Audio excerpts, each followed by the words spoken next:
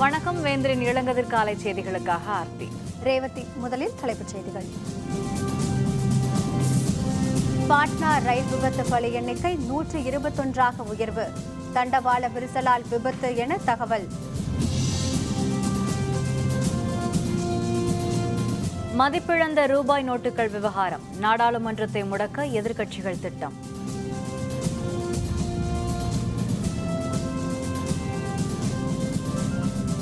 எல்லையில் பாகிஸ்தான் ராணுவம் கடும் தாக்குதல். 4 இந்திய வீரர்கள் படுகாயம்.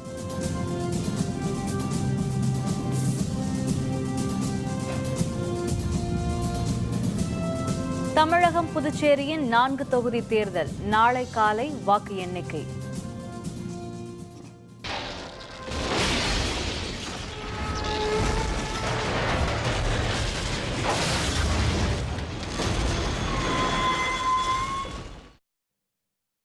உத்தரப்பிரதேச மாநிலம் பாட்னா அருகே நடந்த ரயில் விபத்தில் பலியானவர்களின் எண்ணிக்கை 121ஆக அதிகரித்துள்ளது.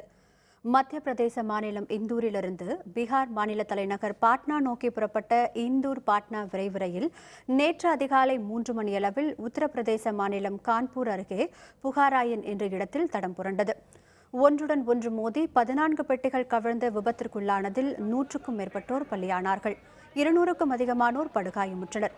தேசிய பேரிடர் மேலாண்மை மீட்புக் குழுவினர், ரயில்வே ஊழியர்கள், உத்தரப்பிரதேச காவல்துறையினர் மீட்புப் பணிகளில் ஈடுபட்டனர். ரயில் பெட்டிகளுக்குள் சிக்கி தவித்த 2 குழந்தைகள் உள்பட பலர் உயிருடன் மீட்கப்பட்டனர்.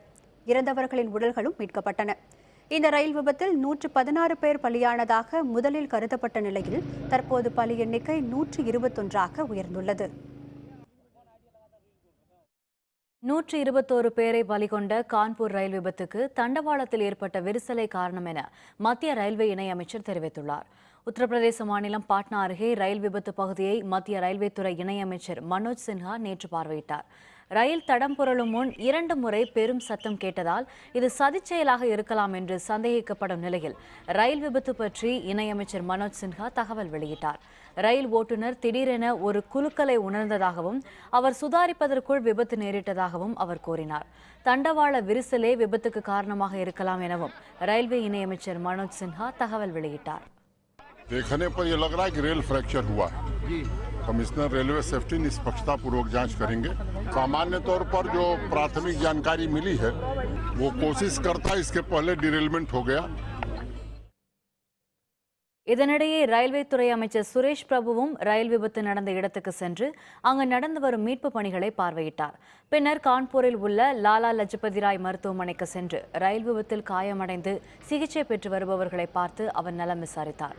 ரயில் விபத்து பற்றி முழு அளவிலான விசாரணைக்கு உத்தரவிடப்பட்டிருப்பதாக சுரேஷ் பிரபு கூறினார். ये हादसा इतना बड़ा है कि हम इसके बारे में जितना भी दुख व्यक्त करेंगे कम है और इसके बारे में एक बहुत ही हाई लेवल इंक्वायरी शुरू है। हम फौरन जो भी उसके लिए जिम्मेदार होंगे उनके खिलाफ हम कड़क कार्रवाई. இதனிடையே மத்திய பிரதேச முதல்வர் சிவராஜ் சிங் சௌஹான் ரயில் விபத்தில் காயமடைந்தவர்களை மருத்துவமனையில் நேரில் சந்தித்து ஆறுதல் கூறினார். 121 பேர் பலியானது உறுதி செய்யப்பட்டுள்ள நிலையில் 69 உடல்கள் அடையாளம் காணப்பட்டுள்ளன.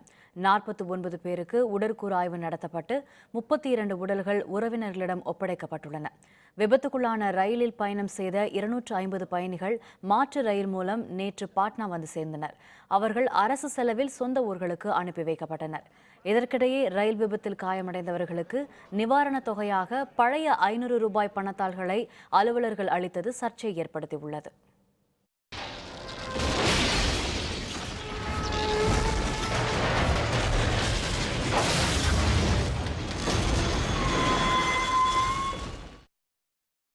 ஐநூறு 1000 ரூபாய் நோட்டுகள் செல்லாது என்ற மத்திய அரசின் அறிவிப்புக்கு எதிர்ப்பு தெரிவித்து நாடாளுமன்றத்தை முடக்க எதிர்க்கட்சிகள் திட்டமிட்டுள்ளன.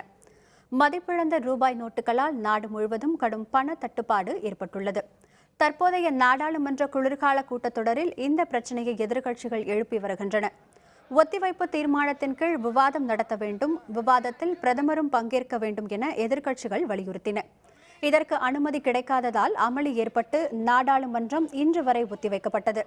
இந்நிலையில் நாடாளுமன்ற வளாகத்தில் இன்று காலை எதிர்க்கட்சிகள் ஒன்று கூடி ஆலோசனை நடத்த உள்ளன. நாடாளுமன்ற இரு அவைகளிலும் இந்த பிரச்சினையை எழுப்பி அவை நடவடிக்கைகளை முடக்கவும் திட்டமிட்டுள்ளன. ஜம்மு காஷ்மீர் மாநிலம் ரஜௌரி அருகே இந்திய நிலைகள் மீது பாகிஸ்தான் ராணுவம் நடத்திய தாக்குதலில் 4 ராணுவ வீரர்கள் காயமடைந்தனர். பாகிஸ்தான் ஆக்கிரமிப்பு காஷ்மீரில் உள்ள தீவிரவாதிகள் முகாம் மீது இந்திய ராணுவத்தினர் துல்லிய தாக்குதல் நடத்தியதை அடுத்து இந்திய நிலைகள் மீது பாகிஸ்தான் ராணுவம் தொடர்ந்து தாக்குதல் நடத்தி வருகிறது. நேற்று எல்லைக்கோடு அருகே ரஜௌரி மாவட்டம் மஞ்சக்கோட் பகுதியில் பாகிஸ்தான் ராணுவம் இந்திய நிலைகள் மீது மாற்றர் பீரங்கிகள் மூலம் தாக்குதல் நடத்தியது. பதிலுக்கு இந்திய படையினரும் எதிர்த்தாக்குதல் நடத்தினர். இந்த சண்டையில் இந்திய தரப்பில் 4 வீரர்கள் காயமடைந்தனர். கடந்த 24 மணி நேரத்தில் பாகிஸ்தான் ராணுவம் நடத்திய 3வது தாக்குதல் இது. இதேபோல் நௌஷிரா மற்றும் கந்தர்பனி பகுதிகளிலும் பாகிஸ்தான் ராணுவத்தினர் தாக்குதல் நடத்தினர். இந்திய படையினர் அதற்கு தக்க பதிலடி கொடுத்தனர். ராணுவ முகாம்களை மட்டுமின்றி மக்களின் குடியிருப்புகளையும் குறிவைத்து பாகிஸ்தான் ராணுவத்தின் இந்த தாக்குதல் நடைபெற்றது. वो हमारे डिस्पोजल में है, वहीं मंजाकोट में रखी हुई है. किसी भी इमरजेंसी को मीट और डिनर करने के लिए हमें वो तैयार है, हम उनको इमीडिएटली पहुंचाएंगे यहाँ. इस सारे इलाके में ज़बरदस्त फायरिंग हो रहा है. उससे पहले शाम तक पहले बालाकोट में भी हो रही थी, तो लोग उस डर के हमारे घर से निकले हैं. तो अभी मैं आया, मैंने लोगों को सबको बोला कि अपने घरों में कोई बात नहीं, इंशाल्लाह जो भी होगा बेहतर होगा.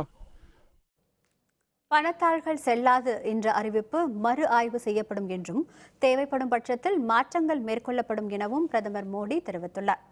உத்தரப்பிரதேச மாநிலம் ஆக்ராவில் நேற்று பாரதிய ஜனதா சார்பில் பரிவர்த்தன் என்ற பெயரில் பொதுக்கூட்டம் நடந்தது.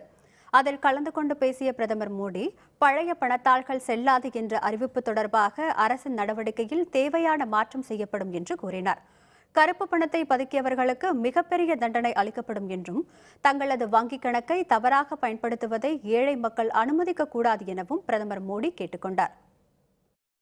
भ्रष्टाचारियों से मुक्त कराने के लिए, देश को काले बाजारियों से मुक्त कराने के लिए, देश को काले धन से मुक्त कराने के लिए मैंने जो बीड़ा उठाया है, उसको सबसे ज्यादा आशीर्वाद गरीब और मध्यम वर्ग के लोगों ने दिए हैं. ये आपका तप कभी बेकार नहीं जाएगा. देश सोने की तरह तप करके बाहर निकलेगा. பிரதமர் மோடி அவரது பேச்சில் பல கோடி ரூபாய் சீட்டு திட்ட மோசடிக்கு பின்னால் அரசியல் தலைவர்கள் இருக்கிறார்கள் என்று பேசினார். கருப்பு பண எதிர்ப்பு நடவடிக்கையால் அவர்கள் பாதிக்கப்பட்டிருக்கிறார்கள் என்றும் மோடி குறிப்பிட்டார். இதன் மூலம் மேற்கு வங்க முதல்வர் மமதா பானர்ஜியை அவர் மறைமுகமாக சாடினார். இதுபற்றி பல்வேறு அரசியல் கட்சி தலைவர்கள் கருத்து தெரிவித்துள்ளனர். कि आज प्रधानमंत्री आगरा शहर में अपनी पार्टी की रैली को संबोधित करने के लिए ये आगरा से लगे कानपुर देहात के पोखराया में आज हुई बड़ी रेल दुर्घटना स्थल पर भी चले जाते हैं और वैसे भी दूसरों के दुख में शामिल होना उनके मिजाज में नहीं है. In our country today, everything is becoming a controversy. Railway should compensate the bereaved family. Proper medical care should be given to the injured people. The Prime Minister should come out openly and announce compensation from his, Prime Minister's fund. Chit funds are not illegal things. Parliament is the supreme body in our democracy. Why can't he come to Parliament and speak? This decision has been taken without adequate preparedness. It has created an unprecedented financial turmoil in the country. This has been affecting the economy as a whole. There are many things, not only chit fund. Let there be debate in Parliament. 500 மற்றும் 1000 ரூபாய் நோட்டுகள் செல்லாது என்ற அறிவிப்புக்கு கண்டனம் தெரிவித்து சண்டிகர், புதுதில்லி உள்பட பல்வேறு மாநிலங்களில் காங்கிரஸ் கட்சியினர் போராட்டத்தில் ஈடுபட்டனர். தடையை மீறியவர்கள் மீது தண்ணீர் பீச்சி அடித்து காவல்துறையினர் விரட்டியடித்தனர். மதிப்பிழந்த ரூபாய் நோட்டுகளால் நாடு முழுவதும் மக்கள் மிகுந்த சிரமத்திற்குள்ளாகியுள்ள நிலையில் மத்திய அரசின் அறிவிப்புக்கு எதிர்ப்பு தெரிவித்து காங்கிரஸ் கட்சி சார்பில் பல மாநிலங்களில் நேற்று ஆர்ப்பாட்டங்கள் நடந்தன. பஞ்சாப் மற்றும் ஹரியானா மாநிலங்களின் தலைநகரமான சண்டிகரில் திரண்ட காங்கிரஸ் கட்சியினர் பிரதமர் மோடியின் அறிவிப்பால் அனைத்து தரப்பு மக்களும் கடுமையாக பாதிக்கப்பட்டுள்ளதாக கூறி ஆர்ப்பாட்டத்தில் ஈடுபட்டனர். தடையை மீறி ஊர்வலமாக செல்ல முயன்ற பெண்கள் உள்ளிட்ட போராட்டக்காரர்கள் மீது காவல்துறையினர் தண்ணீரை பீச்சியடித்து விரட்டியடித்தனர். இதேபோல் புதுதில்லியில் ஊர்வலமாக சென்ற காங்கிரஸ் கட்சியினர் மத்திய அரசுக்கு எதிராக முழக்கங்களை எழுப்பி ஆர்ப்பாட்டத்தில் ஈடுபட்டனர்.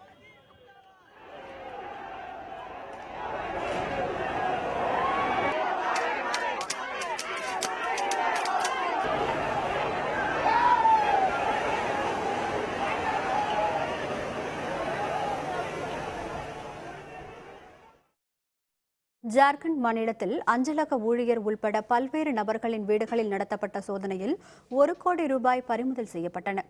தும்கா மாவட்டத்தில் மதிப்பிழந்த ரூபாய் நோட்டுகள் மற்றும் 150 ரூபாய்களை சட்டவிரோதமாக சிலர் பதுக்கி வைக்கப்பட்டுள்ளதாக அம்மாநில காவல்துறையினருக்கு தகவல் கிடைத்தது. அதன் பேரில் விசாரணை நடத்திய காவல்துறையினர் சந்தேகத்திற்கு உரியவர்களின் வீடுகளில் முன்னறிவிப்பு இன்றி சோதனை மேற்கொண்டனர். அஞ்சலக ஊழியர் வினஸ்குமாரின் வீட்டில் நடத்தப்பட்ட சோதனையில் அஞ்சலகத்தில் 10 நிமிடத்தில் மதிப்பிழந்த ரூபாய் நோட்டுகள் மாற்றப்பட்டு 45 லட்சம் ரூபாய் அளவுக்கு 100 மற்றும் 50 ரூபாய் நோட்டுகள் பதுக்கி வைக்கப்பட்டிருந்தன. அவற்றை காவல்துறை அலுவலர்கள் பறிமுதல் செய்தனர். இதேபோல் தொழிலதிபர்கள் சிபு மற்றும் அவரது சகோதரர் சுனில் பத்வாரி வீடுகளில் நடத்தப்பட்ட சோதனையில் 48 லட்சம் ரூபாய் கைப்பற்றப்பட்டது. சட்டத்திற்கு புறம்பாக பதுக்கி வைத்திருந்தவர்களிடம் காவல்துறையினர் தொடர் விசாரணை மேற்கொண்டு வருகின்றனர். अपराधियों और नक्सलियों का पैसा विशेषकर उस पर कड़ी निगरानी रखी जानी चाहिए।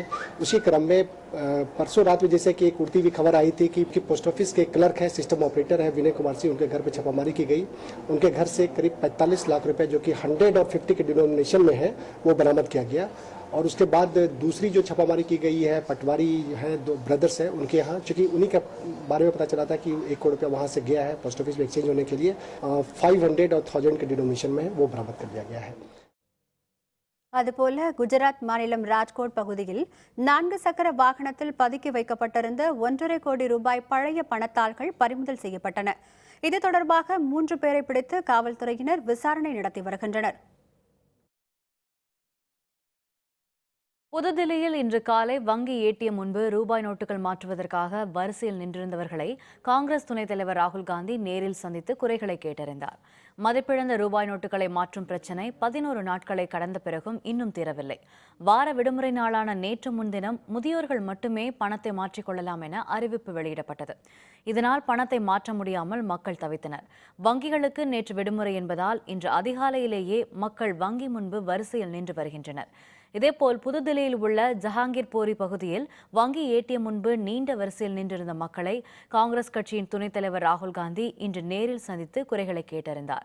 பின்னர் ஜாக்கிரா பகுதிக்கும் சென்ற ராகுல் காந்தி அங்குள்ள ஏடிஎம் முன்பு வரிசையில் நின்று கொண்டிருந்த மக்களை சந்தித்து பேசினார்.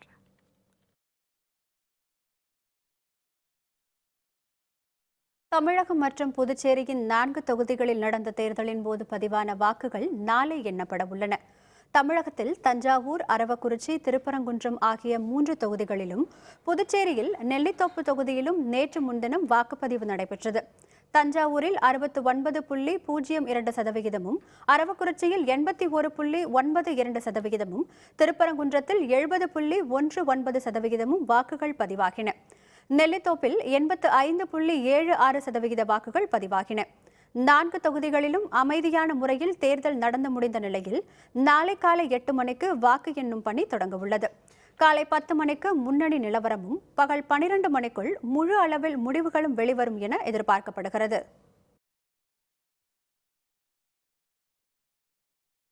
பாகிஸ்தான் கடற்பகுதியில் அத்துமீறி நுழைந்ததாக கூறி இந்திய மீனவர்கள் 43 பேர்களையும் அவர்களது 8 படகுகளையும் பாகிஸ்தான் அரசு சிறைபிடித்துள்ளது.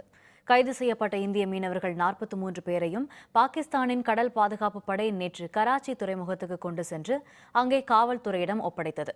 மீனவர்கள் 43 பேரும் இன்று கராச்சி நீதிமன்றத்தில் நிறுத்தப்பட்டு சிறையில் அடைக்கப்பட உள்ளனர். இந்நிலையில் சிறைப்பட்ட இந்திய மீனவர்களை மீட்கும் பணியில் இந்திய அரசு முனைப்புடன் இறங்கியுள்ளது.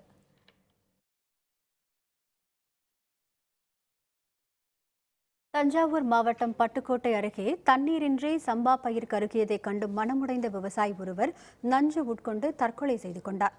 கர்நாடக அரசு காவிரியில் தண்ணீர் திறந்துவிடாத நிலையிலும் பருவமழையை நம்பி டெல்டா மாவட்டங்களில் சம்பா பயிர் சாகுபடியில் விவசாயிகள் பலர் ஈடுபட்டுள்ளனர். ஆனால் பாசனத்திற்கு தண்ணீர் கிடைக்காததால் விவசாயிகள் மனமுடைந்துள்ள நிலையில் ஒரு சிலர் தற்கொலை செய்து கொள்வதும் அவ்வப்போது நடந்து வருகிறது. இந்நிலையில் தஞ்சாவூர் மாவட்டம் பட்டுக்கோட்டை அருகே உள்ள பொன்னவராயன் கோட்டையை சேர்ந்த விவசாயி மாசிலாமணி 3 ஏக்கர் நிலத்தை குத்தகைக்கு எடுத்து சம்பா சாகுபடியில் ஈடுபட்டிருந்தார். கடன் வாங்கி பயிர் நடவு செய்த நிலையில் தண்ணீர் தட்டுப்பாடால் பயிர் கருக தொடங்கியது. அதனை கண்டு மனமுடைந்த அவர் நேற்று பூச்சி மருந்து வாங்கி உட்கொண்டு தற்கொலை செய்து கொண்டார். அவரை போல கடந்த 5ஆம் தேதி கீழ திருப்பந்துருத்தியை சேர்ந்த விவசாயி ராஜேஷ் கண்ணாவும் மனமுடைந்து மரணமடைந்த நிலையில் தற்போது மாசிலாமணியும் உயிரிழந்த சம்பவம் தஞ்சை மாவட்ட விவசாயிகளை சோகத்தில் ஆழ்த்தியுள்ளது. நாங்கள் விவசாயம் 10 மா நடவு நட்டு வச்சுருந்தோம். நடவு நட்டத்தில் 3 வயல் மொட்டையாக போயிட்டு, எதுவுமே அதில் புண்ணியமே கிடையாது, எல்லாமே அழி போயிட்டு. அது வந்து கடன்காரங்க வந்து கடன் வந்து கேட்ட அப்பாக்கிட்ட, இவர் என்னால் முடியாது, இப்போ நான் வேறு கருதறுத்து தான் இதெல்லாம் செய்ய முடியும் அப்படின்னு சொன்னதுக்கு கேட்கலையாம், திட்டிருக்காங்க. திட்டங்காட்டி இந்த மொட்டமாக கடனில் உட்காந்துட்டோமே, விவசாயத்தை நம்பி இருந்தோம், விவசாயமும் இப்படி நம்மளை ஏமாற்றி விட்டு மொட்டையை விட்டு கடன்லாம் எப்படி நம்ம அடைக்க போகிறோம் அப்படின்னு நினச்சிக்கிட்டு மறந்த போர் சீட்டிலே குடிச்சிட்டாங்க. திமுகவின் திராவிட இயக்க நூற்றாண்டு விழா வேறு தேதியில் நடத்துவதா என வைகோ கருத்து. விவரம் விளம்பர இடைவேளைக்கு பிறகு.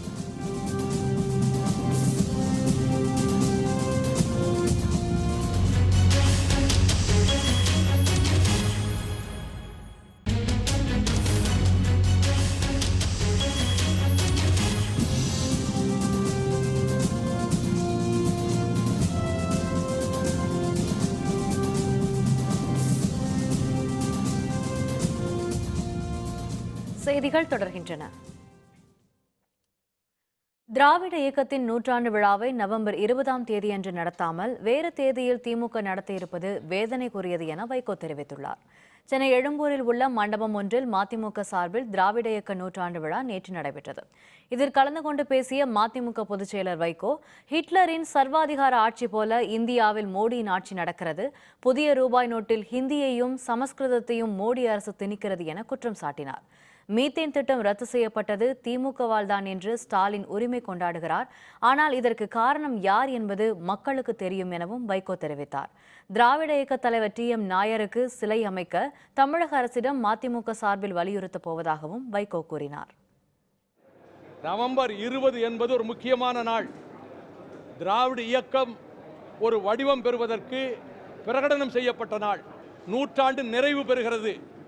அதை முதலிலே அறிவித்திருக்க வேண்டியதை செய்ய தவறிவிட்டார். இன்னைக்கு அட்லீஸ்ட் முரசொலியில் ஒரு சிறிய ஒரு அறிவிப்பாவது வந்திருக்கலாம் இந்த தேதிக்கு. அதை கூட செய்யலையே. நினைவூட்டியதற்காக அண்ணன் கலைஞர் 28ஆம் தேதி நடத்துவதற்காக உண்மையில நான் மகிழ்ச்சி அடைகிறேன், பாராட்டுகிறேன்.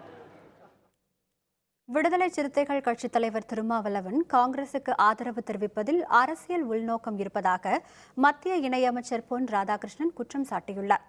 சென்னை விமான நிலையத்தில் நேற்று செய்தியாளர்களுடன் பேசிய பொன் ராதாகிருஷ்ணன், காங்கிரஸை ஆதரிப்பதில்லை என ஆரம்பத்தில் 4 கட்சி கூட்டணி முடிவு செய்திருந்த நிலையில் தற்போது விடுதலை சிறுத்தைகள் கட்சி காங்கிரஸ் ஆதரவு நிலைப்பாட்டை எடுப்பது ஏன் எனவும் அவர் கேள்வி எழுப்பினார். நெருக்கடி நிலையை அமுல்படுத்தியவர்களுக்கு ஆதரவாக ஒரு நிலையை எடுத்த பின்பாக அவர் அப்படிதான் சொல்ல முடியும். யாரெல்லாம் இந்த நாட்டிற்கு மிக மோசமான நிலையை உருவாக்கினார்களோ அந்த காங்கிரஸ் கட்சியோடு, அந்த திராவிட முன்னேற்ற கழகத்தோடு எப்படியாவது நெருங்கியே தீர வேண்டும் என்கின்ற கட்டாய நிலையில் திருமாவளவன் அவர்கள் ஆளாகி இருக்கிறாரு. அதனுடைய பின்னணி என்னன்னு நமக்கு தெரியல. ஆகிய இவ்வளவு நாள் இதை பற்றி எல்லாம் பேசாதவங்க இப்போ ஏன் பேசிட்டு இருக்கிறாங்க? இதில் முழுக்க அரசியல், இதை தவிர வேற எதுவும் கிடையாது. திருவள்ளூர் மாவட்டம் கும்மிடிப்பூண்டி அருகே மீனவர் குழுக்களுக்கு இடையே நடந்த மோதலில் வீடுகள், இருசக்கர வாகனங்கள் சூறையாடப்பட்டன. படுகாயமடைந்த 12 பேர் மருத்துவமனையில் அனுமதிக்கப்பட்டனர். கும்மிடிப்பூண்டி அருகே உள்ள வெள்ளம்பேடு குப்பத்தைச் சேர்ந்த சத்திரத்தான் மற்றும் எல்லையப்பன் ஆகியோர் 2 குழுக்களாக செயல்பட்டு வருகின்றனர். இவர்களிடையே ஊர் விவகாரம் தொடர்பாக நீண்ட நாட்களாக முன்பகை இருந்து வருகிறது. இந்நிலையில் நேற்று 2 குழுவினரும் பயங்கர ஆயுதங்களுடன் மோதிக்கொண்டனர். இதில் இருசக்கர வாகனங்கள், மின்சாதன பொருட்கள் உள்ளிட்டவை உடைக்கப்பட்ட நிலையில் 12 பேர் படுகாயமடைந்தனர். அவர்கள் சென்னை அரசு பொது மருத்துவமனையில் சிகிச்சைக்காக அனுமதிக்கப்பட்டுள்ளனர். இதனால் வெள்ளம்பேடு குப்பத்தில் பதற்றம் நிலவி வருவதை அடுத்து அங்கு காவல்துறையினர் ஏராளமானோர் பாதுகாப்பு பணியில் ஈடுபடுத்தப்பட்டுள்ளனர். வன்முறையை தூண்டியதாக சத்திரத்தான் உள்பட 5 பேர் கைது செய்யப்பட்டுள்ளனர். காஞ்சிபுரம் மாவட்டம் மதுராந்தகம் அருகே விஷத்தன்மை கொண்ட காய்களை உட்கொண்ட சிறுவர் சிறுமியர் 7 பேர் அரசு மருத்துவமனையில் சிகிச்சைக்காக அனுமதிக்கப்பட்டுள்ளனர். கூடலூர் கிராமத்தைச் சேர்ந்த சிறுவர் சிறுமியர் 7 பேர் அதே பகுதியில் உள்ள விளையாட்டு திடலில் விளையாடினர். அப்போது அங்கிருந்த செடி ஒன்றில் விளைந்திருந்த நஞ்சுத்தன்மை கொண்ட காய்களை பறித்து அவர்கள் உட்கொண்டுள்ளனர். சிறிது நேரத்தில் 7 பேரும் மயக்கமடைந்துள்ளனர். உடனடியாக அவர்கள் மதுராந்தகம் அரசு மருத்துவமனையில் அனுமதிக்கப்பட்டனர். அங்கு முதலுதவி அளிக்கப்பட்ட பின்னர் ரூபினி, ஷாலினி, பிரீத்தி, சிவனேசன், ராமமூர்த்தி உள்பட 7 பேர் மேல் சிகிச்சைக்காக செங்கல்பட்டு அரசு மருத்துவக் கல்லூரி மருத்துவமனைக்கு அனுப்பி வைக்கப்பட்டனர். இதுகுறித்து மேல்மருவத்தூர் காவல்துறையினர் விசாரணை நடத்தி வருகின்றனர். திருவள்ளூர் மாவட்டத்தில் உள்ள வல்லூர் அனல்மின் நிலையத்தில் ஏற்பட்ட தொழில்நுட்ப கோளாறு காரணமாக 500 மெகாவாட் மின் உற்பத்தி திறன் பாதிக்கப்பட்டுள்ளது. தமிழ்நாடு மின் உற்பத்தி மற்றும் பகிர்மான கழகம் தேசிய அனல் மின் கழகத்துடன் இணைந்து வல்லூரில் அனல் மின் நிலையத்தை நிறுவியுள்ளது. இங்குள்ள 3 அலகுகளில் தலா 500 மெகாவாட் மின்சாரம் என மொத்தம் 1500 மெகாவாட் மின்சாரம் உற்பத்தி செய்யப்பட்டு வருகிறது. இந்நிலையில் தொழில்நுட்ப கோளாறு காரணமாக நேற்று 3வது அலகில் மின் உற்பத்தி பாதிக்கப்பட்டது. அதனை சீரமைக்கும் பணியில் அனல் மின் நிலைய அலுவலர்கள் ஈடுபட்டுள்ள நிலையில் தரமற்ற உதிரி பாகங்கள் பயன்படுத்தப்பட்டதே மின் உற்பத்தி பாதிப்புக்கு காரணம் என தொழிற்சங்கத்தினர் குற்றம் சாட்டுகின்றனர். இதேபோல் கடந்த வாரம் 1 மற்றும் 2ஆம் அலகுகளில் கோளாறு ஏற்பட்டதால் 1000 மெகாவாட் மின்சார உற்பத்தி பாதிக்கப்பட்டதாகவும் அவர்கள் புகார் தெரிவித்தனர். திருநெல்வேலி மாவட்டம் குற்றாலத்தில் அரசு விதிகளுக்கு மாறாக சுற்றுலா வாகனங்களுக்கு அதிக கட்டணம் வசூலிப்பவர்கள் மீது மாவட்ட நிர்வாகம் நடவடிக்கை எடுக்க வேண்டும் என சுற்றுலா பயணிகள் கேட்டுக்கொண்டனர். புகழ்வாய்ந்த சுற்றுலா தலமான குற்றாலத்தில் தற்போது 2ஆம் பருவம் தொடங்கியுள்ளதை அடுத்து சுற்றுலா பயணிகளின் வருகை அதிகரித்துள்ளது. சபரிமலை யாத்திரை மேற்கொண்டவர்களும் நாள்தோறும் வருவதால் கூட்டம் அலைமோதுகிறது. வெளியூர்களிலிருந்து வாகனங்களில் வருபவர்களுக்காக அரபிக்கரையில் வாகன நிறுத்துமிடம் ஒதுக்கப்பட்டுள்ளது. அங்கு நிறுத்தப்படும் வெளியூர் வாகனங்களுக்கு விதிகளுக்கு மாறாக அதிக கட்டணம் வசூலிக்கப்படுவதாக சுற்றுலா பயணிகள் புகார் தெரிவிக்கின்றனர். இது தொடர்பாக விளக்கம் கேட்டால் வசூல்காரர்கள் தரக்குறைவாக பேசுவதாக தெரிவித்த அவர்கள் அதிக கட்டணம் வசூலிப்போர் மீது மாவட்ட நிர்வாகம் நடவடிக்கை எடுக்க வேண்டும் என கேட்டுக்கொண்டனர். குற்றாலம் ஃபால்ஸ் வந்தப்போ என்ட்ரன்ஸில் ஃபீஸ் கலெக்ட் பண்ணியிருப்பான். அவள் கேட்ட எவ்வளோ ஃபீஸ்னா 50 ரூபாய்னு சொன்னால் ரேட் கார்டு மாதிரி ஒரு போர்டு போட்டிருக்கான். அங்கே ரேட் மட்டும் டவலில் கவர் பண்ணி டவல் கழிச்சிட்டு பார்த்தானா அங்கே 20, 30 அண்ட் டினாமினேஷன் எழுதிருக்கு. ஆனால் அவள் இவ பார்த்தானா 50 ருபீஸ் வாங்கியிருக்கா. இந்த மாதிரி ஒரு 20 ருபீஸ் ப்ளஸில் 50 ருபீஸ் வாங்கிக்கிறது, அதுவும் இந்த middle class and low class people ஏன்னா கழுவு பார்த்துட்டு வர அவங்களுக்கு this really very harassment. Perambalur மாவட்டத்தில் இயற்கை சாகுபடி முறையில் பயிரிடப்பட்டுள்ள சிறுதானிய சாகுபடியில் அதிக மகசூலும் கூடுதல் விலையும் கிடைத்து வருவதாக விவசாயிகள் மகிழ்ச்சியுடன் தெரிவித்தனர். வேப்பூர் ஒன்றியத்துக்குட்பட்ட ஓலைப்பாடி, கீழப்பெரம்பலூர், வரகூர், பேரளி, குன்னம் உள்ளிட்ட பல்வேறு கிராமங்களில் இயற்கை முறை சாகுபடியில் விவசாயிகள் ஆர்வமுடன் ஈடுபட்டு வருகின்றனர். குதிரைவாளி உள்ளிட்ட சிறுதானியங்கள் சாகுபடி செய்யப்பட்டுள்ள நிலையில் உரம், இடுபொருள் உள்ளிட்டவை தேவைப்படாததால் செலவு கட்டுப்படுத்தப்பட்டுள்ளதாக அவர்கள் கூறுகின்றனர். இயற்கை முறையிலான உரங்கள் பயன்படுத்தப்பட்டு வருவதால் மகசூல் அதிகரித்துள்ளதாக கூறும் விவசாயிகள் வழக்கத்தை விட குதிரைவாலி தானியம் அதிக விலைக்கு விற்பனையாவதாக தெரிவித்தனர்.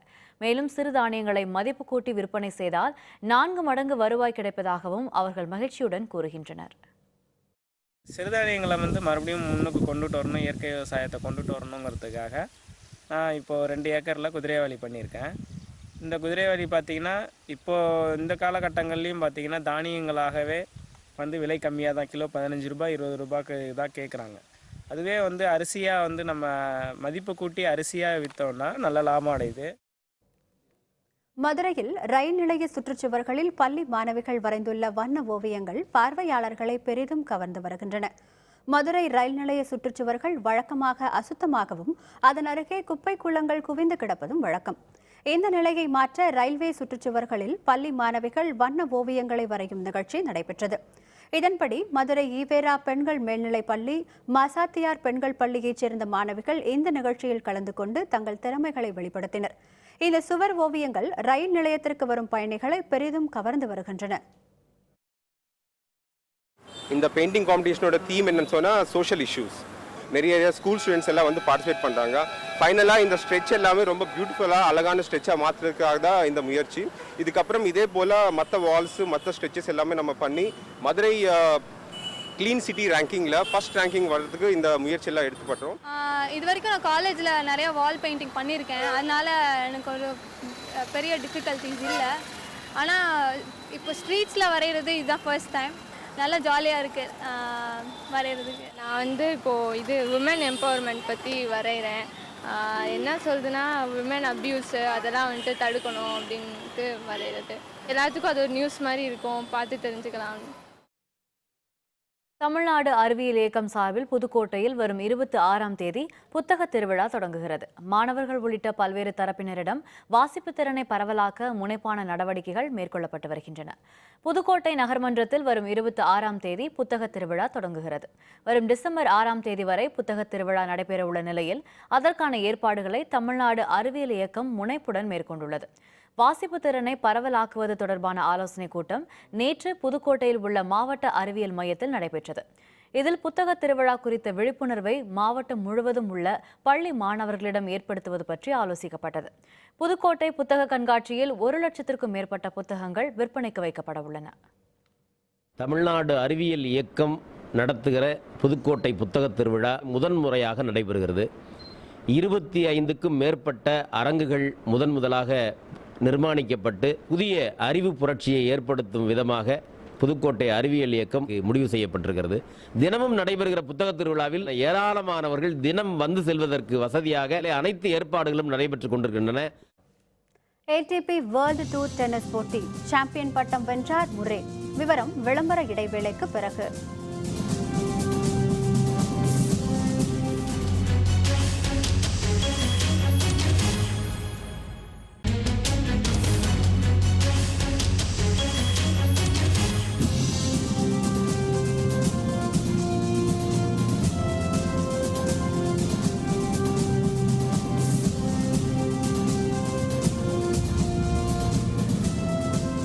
செய்திகள் தொடர்கின்றன.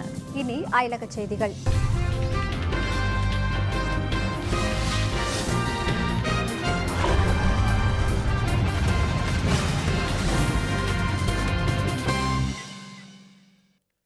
நாற்பத்தெட்டு மணி நேர போர் நிறுத்தத்தை மீறி ஏமன் நாட்டின் டேஸ் பகுதியில் நேற்று கடும் சண்டை நடைபெற்றது.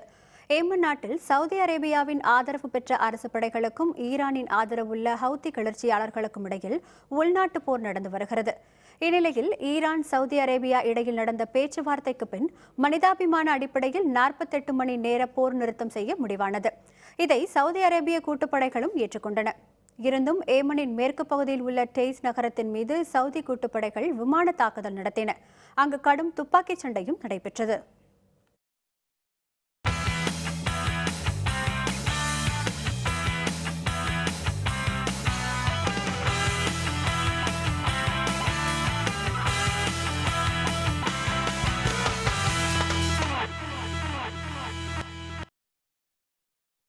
சீன ஓபன் பேட்மிண்டன் தொடரின் இறுதிப் போட்டியில் சீன வீராங்கனை சன்யூவை வீழ்த்தி இந்திய வீராங்கனை PV சிந்து சாம்பியன் பட்டத்தை தட்டிச் சென்றார்.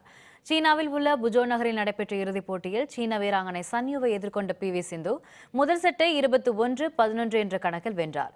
இதையடுத்து இரண்டாவது செட்டை சன்யூ 17-21 என்ற கணக்கில் கைப்பற்ற ஆட்டத்தில் விறுவிறுப்பு கூடியது.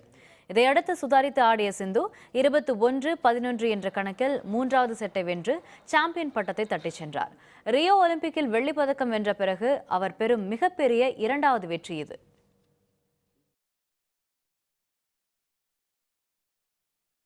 இந்தியன் சூப்பர் லீக் கால்பந்து தொடரில் சென்னையின் FC அணி அத்லெட்டிகோ டி கொல்கத்தா அணிகளுக்கு இடையிலான ஆட்டம் 1-1 என்ற கோல் கணக்கில் சமனில் முடிவடைந்தது. சென்னை ஜவஹர்லால் நேரு விளையாட்டரங்கில் நேற்று நடைபெற்ற இந்த ஆட்டத்தில் முதல் பாதி முடிய 6 நிமிடங்கள் இருந்தபோது கொல்கத்தா அணி வீரர் ஹெல்டர் போஸ்டிகா தலையால் முட்டி கோல் போட்டு அணியை முன்னிலைப்படுத்தினார். ஆட்டத்தின் இரண்டாவது பாதி மிகவும் விறுவிறுப்பாக நடந்தது.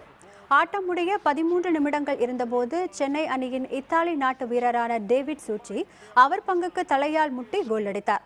இதனால் ஆட்டம் 1-1 என்ற கோல் கணக்கில் சமனில் முடிந்தது. That was the right thing to do. There are 4 red and white shirts in here. Goal! Postiga has got his goal just as he got. Oh, put it across here and it's into the net and Chennai have got the goal. Suchi! Chennai level, the place explodes. It's been coming. லண்டனில் நடந்த ATP world tour finals tennis இறுதிப் போட்டியில் செர்பிய வீரர் ஜோகோவிக்கை வீழ்த்தி Britain வீரர் aunty Murray champion பட்டத்தை கைப்பற்றினார். பிரிட்டனின் தலைநகரமான லண்டனில் ATP world tour finals tennis போட்டி நடைபெற்று வருகிறது. அதில் ராணிக்கை வீழ்த்தி ஆண்டி முரேவும் கெய் நிஷிகோரியை வீழ்த்தி ஜோகோவிக்கும் இறுதிப் போட்டிக்குள் நுழைந்திருந்தனர். பரபரப்பான இறுதிப் போட்டியில் இந்த இரு வீரர்களும் மோதினர்.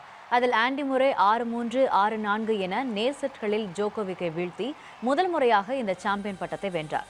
இதன் மூலம் ஆண்டின் இறுதிப் பகுதியில் உலகின் முதல்நிலை வீரர் என்ற தனது பெருமையையும் தக்க வைத்துக் கொண்டுள்ளார் ஆண்டி முரே.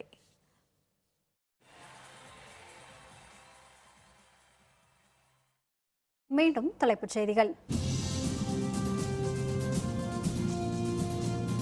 பாட்னா ரயில் விபத்து பலி எண்ணிக்கை 121ஆக உயர்வு.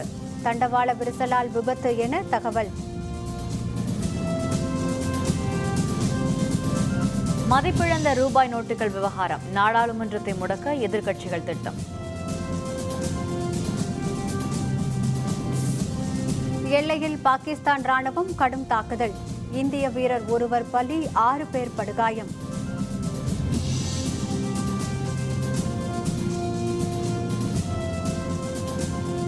தமிழகம் புதுச்சேரியின் 4 தொகுதி தேர்தல், நாளை காலை வாக்கு எண்ணிக்கை.